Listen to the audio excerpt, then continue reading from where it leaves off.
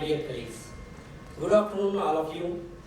And I would like to thank you for Vincent Media, who has given me opportunity to share my experience. So, as far as animal production is concerned, nowadays, alternate raw material is the burning topic in industry to optimize cost of production along with production efficiency. Here I will say that uses of alternate raw material is the mother of innovation, because as the day by day uses of this alternate raw material is increasing, additive companies are inventing new feed additives like enzymes and gut acting products, or the products which are helping to boost immunity. While selecting alternate raw materials, or while considering alternate raw materials in the formulation, we have to set some criteria. In that, first and most important is the product consistency. Then availability of product, cost benefit, nutrient availability, production related issues, animal health, and inclusion rate.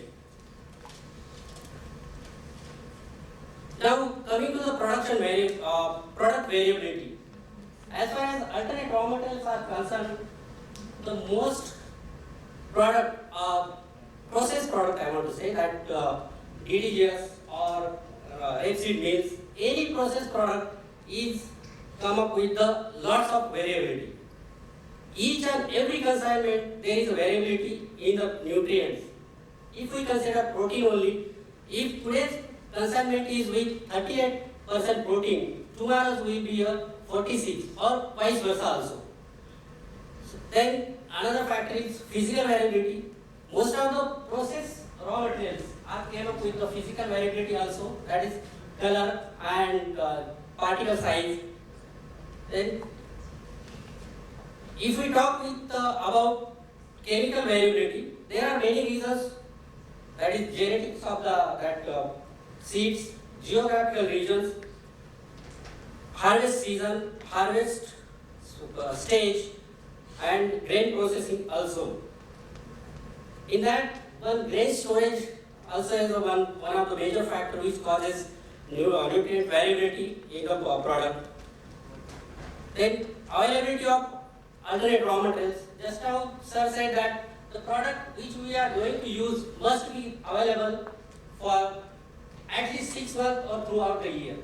The product which is available only for 1 or 2 months, we cannot consider it is as a raw material for product, because the day we change the formulation for that particular raw material and implementing that in the formulation, and when we produce feed and it goes to the bird, that bird will be lifted before that product or that raw material exhausts in our warehouse. So we are not able to conclude we are not able to draw any conclusion whether that product help us to improve production efficiency, or whether that causes some demerits.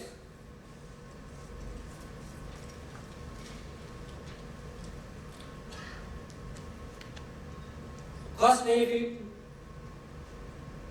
हर वो सस्ती चीज सस्ती नहीं होती, क्योंकि if we talk about cheap or cost of cheap products, we have to apply some extra medications or additives with that particular raw materials. So we have to consider cost of that alternate that supportive medications, and also we have to analyze the cost benefit, whether using that alternate raw material will be going to help in the cost saving, in the performance, and in the environment saving.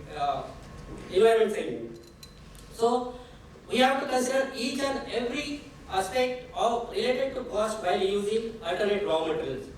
Nutrient availability, that just I said that variability is the most important factor while using alternate raw material, and we have to consider that based on nutrient availability only, our industry has divided the raw materials in the two parts, that is conventional and unconventional.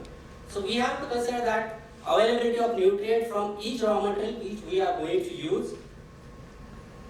Production related issue, with the alternate raw materials, we are facing some production related issue also. If we are using, suppose we are using DRB in a higher percentage, then sometimes we are facing production related issue that material will get hard, or at the farm level we are facing issue of high fiber.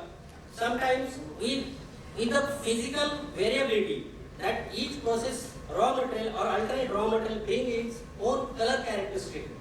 So while applying or while using that alternate raw material, we have to see that our product color will means our product color will not be changed. So we have to take care of that also.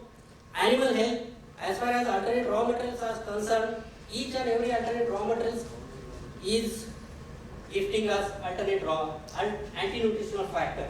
So we have to tackle that anti-nutritional factors also. And inclusion rate, while talking about inclusion rate, if we go through that data, each and everyone is saying we can use DDS up to 15%, someone saying we can use up to 10%, but inclusion rate depends on you. Your level of understanding that alternate raw material. You have to introduce slowly that raw material in your formulation, and after observing its effect at farm level, we have to play that level, or we have to play with that level of alternate ingredients.